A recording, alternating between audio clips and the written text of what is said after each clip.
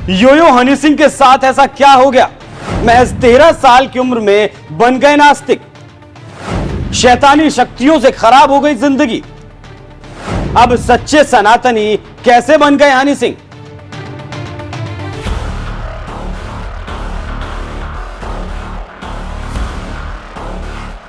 Blue eyes, 1 बोतल down, 4 बोतल वोद का काम मेरा रोज का, जैसे सुपरहिट गानों से तहलका मचाने वाले पॉप स्टार हनी सिंह की जिंदगी भी कम दिलचस्प नहीं है। एक वक्त तो ऐसा आया जब सिख धर्म से आने वाले हनी सिंह स्कूल की एक घटना की वजह से महज 13 साल की उम्र में नास्तिक बन गए थे। तो वहीं अब ऐसा क्या हुआ कि यही हनी सिंह अब सच्चे सनातनी बन गए हैं?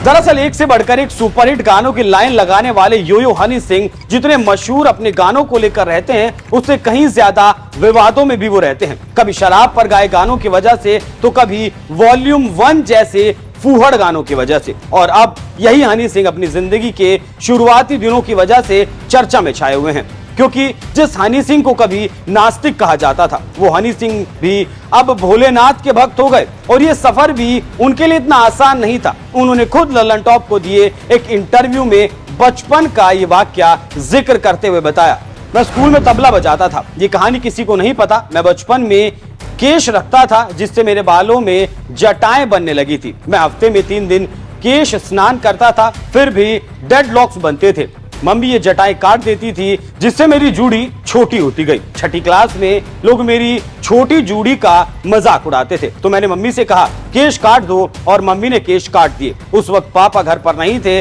अगले दिन असेंबली में सिर पर रुमाल बांधकर तबले पर खड़ा हुआ तो प्रिंसिपल ने निकाल दिया। मैं उस वक्त 12 या फिर 13 साल का था। मैंने तबला दीन धर्म छोड़ दिया और 13 साल की उम्र में नास्तिक बन गया। बचपन में हुई इस घटना की वजह से सिख धर्म से आने वाले हनी सिंह एकदम से नास्तिक हो गए, यानी सभी धर्मों से उनका विश्वास उठ गया। लेकिन अब यही हनी सिंह सनातन धर्म को मानने लगे हैं, जिसके बारे में भी उन्होंने बात की।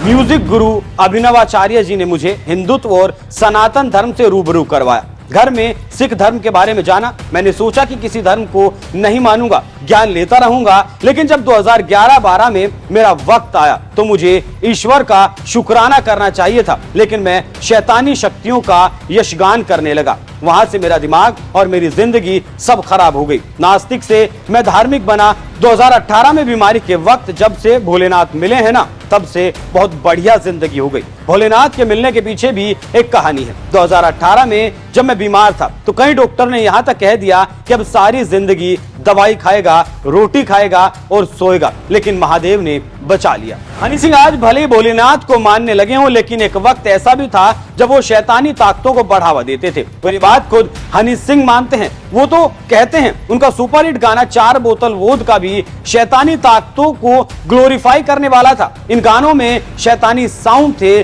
जिनमें एक शैतान भी सुनाई देता था। हालांकि ऐसे गानों के लिए उन्हें कोई अफसोस नहीं है, क्योंकि हनी सिंह मानते हैं कि गलती इंसान करता है। हमारी किस्मत में पहले से ही लिख दी गई होती है कि ये इंसान ये गलतियां करेगा, लेकिन जब अच्छी चीजें होती हैं तब ऊपर वाला हमें ये एहसास दिलाता है कि हमने ये गलतियां की थी। बहरहाल, नास्तिक से भोलेनाथ के भक्त बनने के हनी सिंह के इस धार्मिक सफर पर आपका क्या कहना है? अपनी राय हमें कमेंट कर जरूर बताएं। नमस्कार।